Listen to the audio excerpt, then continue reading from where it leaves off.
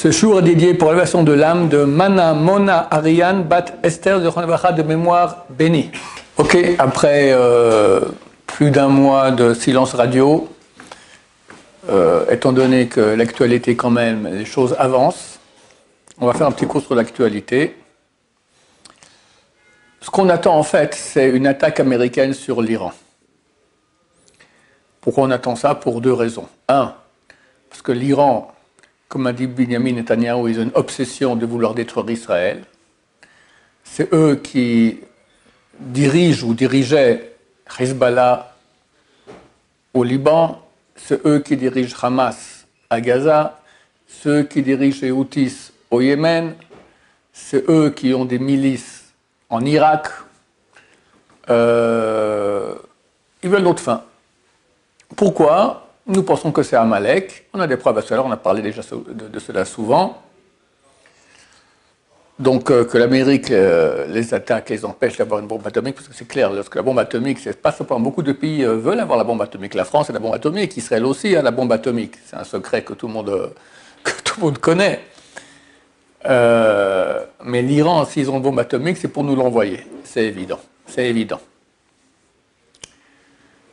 Donc on ne peut pas laisser l'Iran avoir une bombe atomique. Deuxième raison, et pour moi essentielle, pour laquelle nous voulons que l'Amérique attaque l'Iran, j'ai répété plusieurs fois, et ça sera encore une répétition, est écrit dans le traité Avodah Zarah, que la première page, qu'à la fin des temps, tous les peuples vont rentrer voir Dieu pour recevoir le mérite de ce qu'ils ont aidé la Torah. Et Dieu les met dehors. La Gemara a dit d'abord vont rentrer les Romains, après vont rentrer les Perses, après tous les peuples. Et chacun dit ce qu'il dit, après tous sont mis dehors. Ils disent à peu près tous la même chose, ils sont tous mis dehors avec le même argument. La Gemara pose la question, pourquoi est-ce que tu cites Rome, Perse et les autres peuples, vu que tous ont dit la même chose? Alors, en plus court, ils disent tous sont rentrés, ils ont dit comme ça, et tous ont été mis dehors, parce qu'on leur a dit comme ça. Pourquoi tu cites au début Rome et la Perse? Répond la Gemara, parce que ces deux peuples, Rome et la Perse, sont spéciaux. Ils vont durer jusqu'à l'époque messianique. Tosfot, les grands rabbins français, il y a 800 ans, 700 ans, 800 ans, posent la question, comment tu peux me dire que la Perse va durer jusqu'à l'époque messianique? Or, il est écrit dans le traité Rosh Hashanah, page 10, que la Perse va tomber dans les mains de Rome. Ça ne sera certainement pas après l'époque messianique. Quand le Messie vient, c'est fini, il y a la paix dans le monde entier. Donc tu vois que la Perse tombe dans les mains de Rome avant que le Messie vienne. Alors comment tu peux me dire que la Perse va durer jusqu'à l'époque messianique? C'est faux. Répond Tosfot, non, c'est juste. Quand la Gemara, elle dit que Rome et Perse vont durer jusqu'à l'époque messianique, c'est juste avant que le Messie arrive. Ça veut dire que juste avant que le Messie arrive, la Perse doit tomber dans les mains de Rome. Rome, ce n'est pas le Vatican, d'autant plus que le pape il est mort. Rome, c'est le dirigeant du monde occidental, c'est l'Amérique. Il n'y a jamais eu de guerre entre l'Occident et la Perse. Jamais. Et là, alors, nous on attendait avec beaucoup d'attentes, on attendait que Mashiach se dévoile à Pessah, parce que la veille de Pessah devait avoir ont eu lieu les négociations, le premier tour de négociation entre la délégation américaine et la délégation iranienne sur l'enrichissement d'uranium en Iran. Et moi, je me dis, c'est certain que ça ne va pas, les Iraniens ne vont jamais accepter d'arrêter, donc ça va éclater, et ils vont dire à Trump, ils ne sont pas d'accord, Trump il attaque, c'est Pessah, Mashiach il vient, et terminé. Bon, vous voyez qu'on est bientôt un mois après Pessah, et Mashiach n'est toujours pas arrivé, mais les choses avancent, et avancent très vite. Actuellement, c'est fini. L'Iran a dit clairement qu'ils ne veulent pas de négociation avec l'Amérique, ils ne sont pas prêts à arrêter leur programme nucléaire, ils veulent enrichir, ils veulent leur centrifugeuse, etc. Et Trump a dit qu'il n'est pas prêt à accepter que l'Iran ait la bombe atomique. Donc il va attaquer. Il y a quelques jours la vidéo aussi qu'il se fera un plaisir de diriger l'attaque militaire sur l'Iran. Donc c'est incessamment sous peu. Quand, je l'ignore, mais bon. Pour très bientôt avec l'aide de Dieu, et là c'est la fin. Maintenant, il faut savoir aussi qu'il n'y a pas seulement cette Gemara dans le traité Avodah Zarah, il y a aussi le texte de Torah lui-même. On a une prophétie dans la Torah de Bilam, le plus grand prophète non-juif qu'il y a eu de toute l'histoire, et à la fin, il fait une prophétie sur la fin des temps. Le dernier verset dit que Vetsimiat Kittim, des flottes venant de Kittim. Kittim, ce sont les îles éloignées. Et le Targum, la traduction en araméen écrite il y a plus de 2000 ans, elle dit que ce sont des flottes militaires avec beaucoup de soldats. On va venir attaquer Vinu Ashur, le pays de Assyrie, pas la Syrie, mais L''Assyrie, c'est l'Irak. Et ça correspond à la guerre du Golfe, où 21 forces alliées occidentales ont attaqué l'Irak. Après, le verset dit « Veinu Ever » et ils vont persécuter ceux qui sont de l'autre côté du fleuve. Le fleuve, c'est l'Euphrate. L'autre côté, c'est l'Iran. Ils vont attaquer l'Iran, et ça, c'est l'acte que nous attendons de la fin.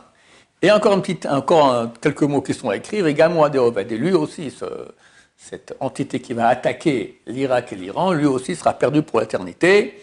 La traduction en araméen dit ils seront dans les mains du Mashiach. Le Mashiach va venir et c'est fini. Il n'y a plus de pouvoir si ce n'est celui du Mashiach.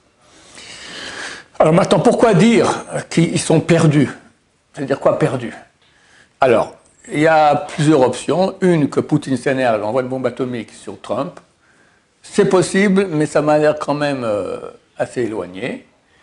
Par contre, étant donné que l'Amérique, après tout, elle aide beaucoup Israël, donc ils ont du mérite, alors pas de mort, mais pauvreté. Pauvreté, crash économique américain. Après qu'ils aient attaqué l'Iran, directement crash économique, et c'est la fin. Maintenant, il faut savoir que les économistes et grands financiers américains parlent beaucoup d'un crash prochain, crash économique. Elon Musk, il a parlé devant les politiciens américains il y a déjà quelques semaines, il leur dit on est au bord du grand crash, un grand crash économique.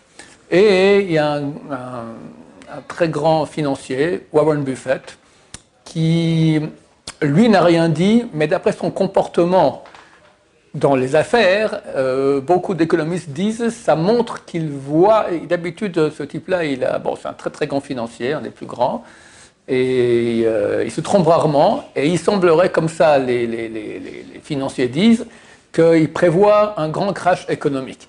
Donc tout cela va tout à fait dans ce que nous disons. Le programme attaque américaine sur l'Iran. Qu'est-ce qui se passera en Israël? Je l'ignore. Ou bien il y aura des miracles fantastiques. Il y aura des miracles fantastiques, c'est clair. On est à la fin des temps. Mais peut-être qu'aucun missile, parce que les Iraniens ont des centaines de missiles, des milliers de missiles à nous envoyer. Alors peut-être qu'il y aura, comme la dernière fois, ils ont envoyé les missiles, aucun missile ne va faire quoi que ce soit à aucun Israélien.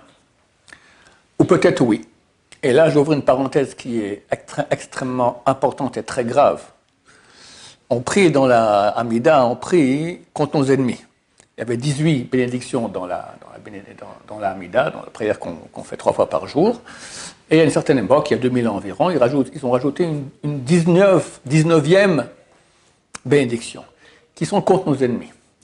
Là-bas, on parle des Zédim. Zédim, ce sont ceux qui font les péchés de façon volontaire, qu'ils disparaissent. De qui s'agit-il? Il semblerait qu'il s'agit du Erev Rav. Erev Rav, qu'est-ce que c'est?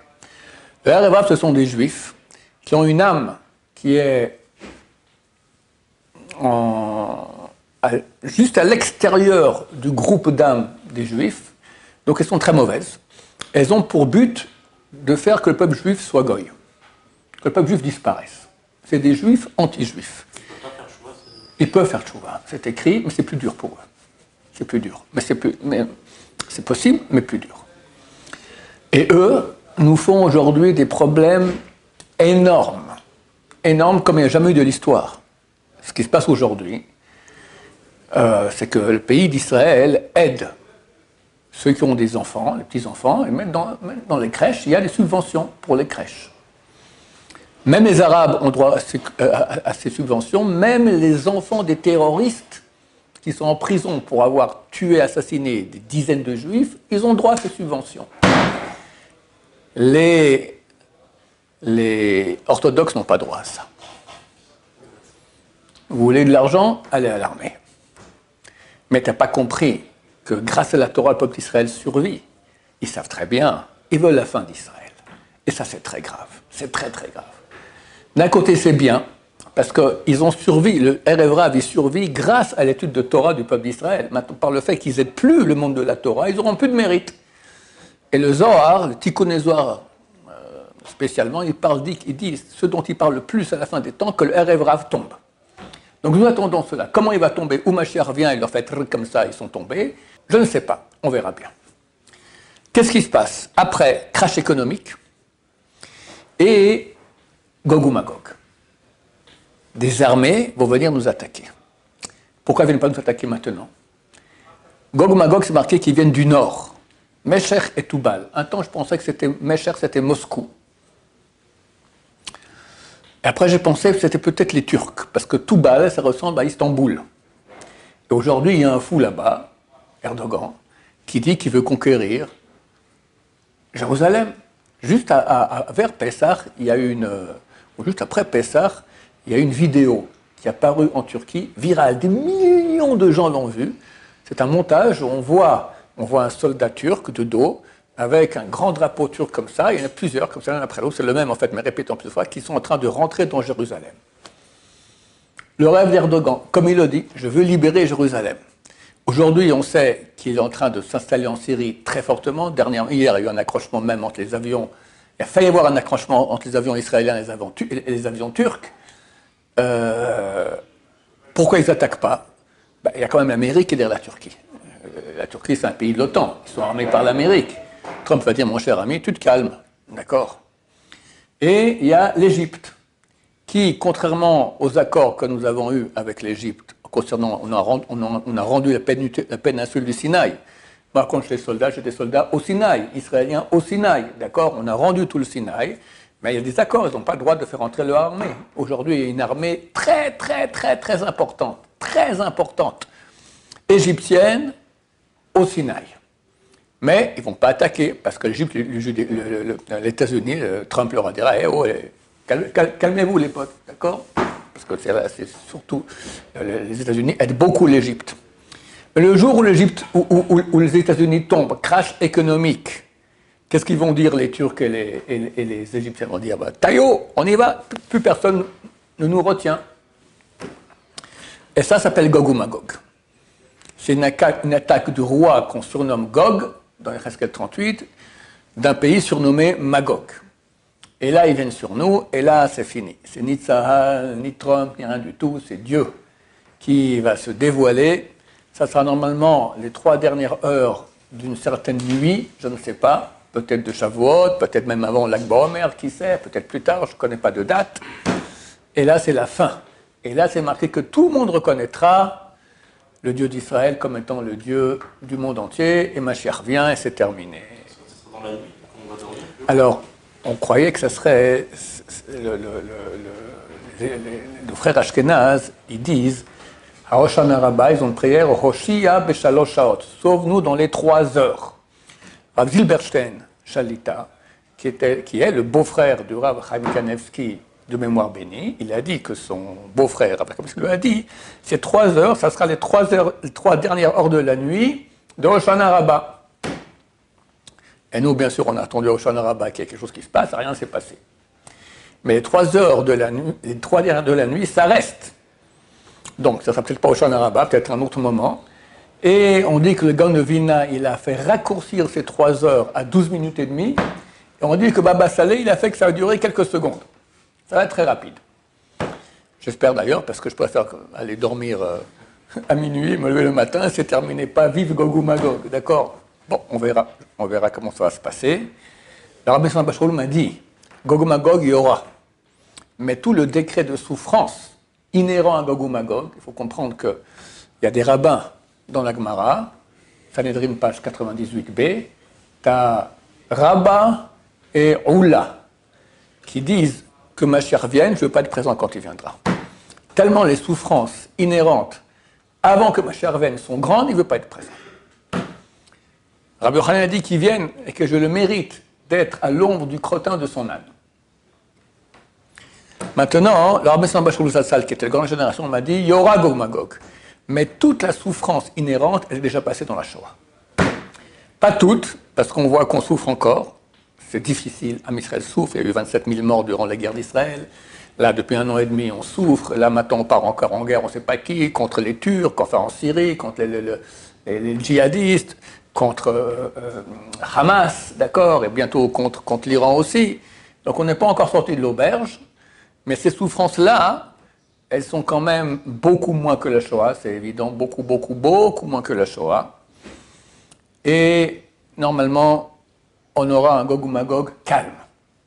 Peur, il faudra crier, mais calme, Bezrat Hashem. Voici, chers amis, je dis bien que tout ce que je dis est tout à fait aléatoire et le fruit de mon imagination. Ça peut être faux, comme ça peut être vrai. En tout cas, pour le moment, Baour, ça se rapproche. Je disais toujours qu'il y aura une attaque avec de l'Amérique contre l'Iran, et on avance dans ce sens-là. Bezrat Hashem. Oui. De quoi on sera nourri après? Il y aura de la manne comme avant ou... Quand Mashiach viendra, il y aura un flux de bonté d'Hachem dans le monde phénoménal. D'abord, plus besoin de travailler. On va tout étudier la Torah. Même plus besoin d'arranger quoi que ce soit.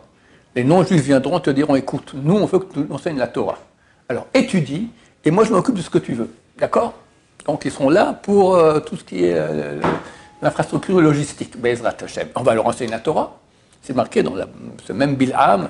Il dit un verset. Kaet Yamer Yaakov Israël Mapal El. Viendra un temps où on dira à Yaakov Israël, que fait Dieu? Tous les peuples viendront nous dire, toi, tu vois Dieu. Tu vois? Ben, raconte-nous, qu'est-ce qu'on doit faire? Qu'est-ce qui se passe? Et non seulement les non-juifs viendront, mais même les anges. Parce qu'il y a 4 mondes. Nous, on est à Siya, c'est le plus bas. Après, il y a Yetzira, Bria, Atzilut. Les anges viennent de la Bria. Mais nous, notre source, elle est là. Maintenant, nous, on n'est pas en contact avec notre source. On est en contact, mais on n'est pas conscient de cela. Quand viendra Mashiach, on sera là. Donc, même les anges viendront venir. Hé, toi, tu es plus haut que moi, tu vois Dieu mieux. Raconte-nous qu'est-ce qui se passe. Donc, étude de Torah. Hein? Il semblerait qu'il veut savoir qu'est-ce qui se passe là-haut. Maintenant, plus de maladie. C'est écrit, c'est un verset de Yeshayahu, quand Mashiach vient, les culs de Jacques vont courir sur les collines et les muets vont se mettre à faire des discours. Quand? Juste après. D'où on voit ça? C'est une Gemara dans Traité Megillah, page 17.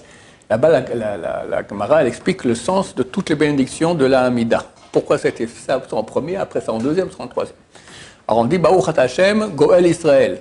Dieu sauve Israël, c'est la Géoula. Juste après, Kebrachaya, Rafaenu Hashem en Rafé. Guéris-nous Hashem, on sera guéri. Dès que le Mashiach il arrive, tout le monde est guéri. Plus de maladie, plus de divorce, plus de shlom-bayit, plus de manque de shlom-bayit, plus de problème d'éducation, tout est parfait. Tout est parfait. Parfait. Miraculeux. Il y avait une femme dont le mari est décédé. Et on a proposé de se marier avec un autre monsieur.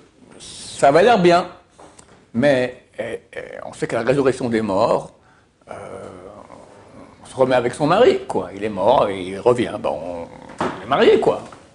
Alors elle ne voulait pas, hein, en cas où il y a la résurrection des morts, d'être mariée avec quelqu'un d'autre, que là, elle peut plus se marier avec son premier mari. Entre le deuxième et le premier, elle préfère le premier. Tu vas voir le Rav Steinman, il lui dit, qu'est-ce que je fais, je me marie ou pas? Là, tu te maries. Mais Mashiach, tout ça, je vais faire avec mon premier mari. T'en fais pas. Quand Mashiach vient, tout est parfait. Tout est parfait, donc tout s'arrangera. T'entends? Tout est parfait. Bezrat Hashem. Bekaro, Berachamim, on espère très très bientôt. Je ne sais pas quand, mais c'est dans la tête de Trump. Et la tête de Trump, elle est dans les mains de Dieu. C'est marqué que le cœur des rois est dans la main de Dieu. Quand Dieu dira, ça y est, hop, ils attaquent, peut-être même avant que ce cours soit diffusé, qui sait, je ne sais pas. Et là, c'est la fin, Bezrat Hashem. Oui. Est-ce que c'est bien, par exemple, de commencer des projets sur le plus long terme, par exemple, si on va acheter une maison, quelque chose comme ça? Regarde. Il faut faire comme si ma charte ne vient pas. Même si c'est dans... Si moi, je me suis marié, c'était en 84, il y a 41 ans. J'étais fiancé, et j'ai écrit à ma femme qui était en Suisse, enfin à ma fiancée, je lui ai dit, venez pour Pessah, parce que ma charte, il vient. Ils sont tous venus, les parents, l'arrière-grand-mère, ils sont venus tous en Israël. Si je m'avais écouté depuis l'époque, je n'aurais rien fait de ma vie. J'aurais attendu le Mashiach et voilà. Donc on ne doit pas croire ce que je dis, parce que je peux me tromper, on prend en considération. Donc la vie continue normale. On fait ses études, on fait tout ce qu'il faut, etc. Normal. Et voilà, mais sur Hachem, ça viendra. D'un côté, je me dis, parce que par exemple, pour faire un projet comme ça, c'est comme pour avoir une maison, c'est un peu un luxe. Il faut travailler, il faut étudier moins, donc on a moins de Torah. Est-ce que ça vaut le coup d'étudier moins pour avoir ce luxe-là ou... La réponse des rabbinim, c'est tu fais comme si ma charte ne vient pas.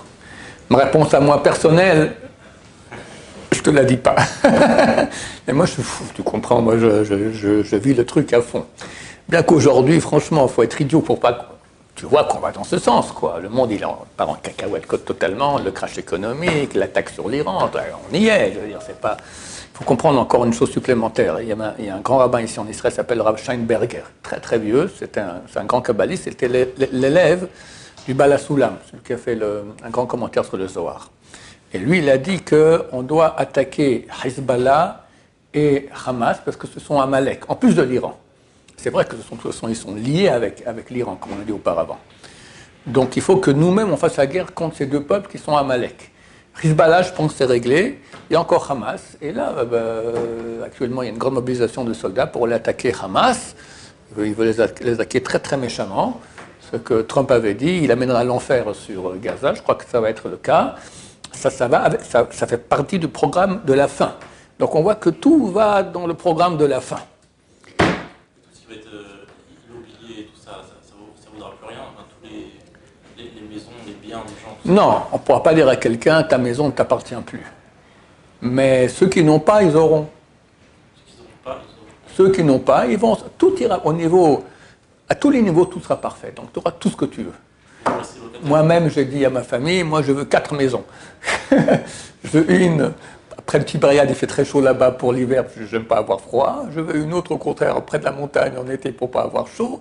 Une à Jérusalem, encore une, je ne sais plus où je voulais être. D'accord, voilà, chacun imagine ce qu'il veut. On verra. Mashiach reviendra, tout sera parfait.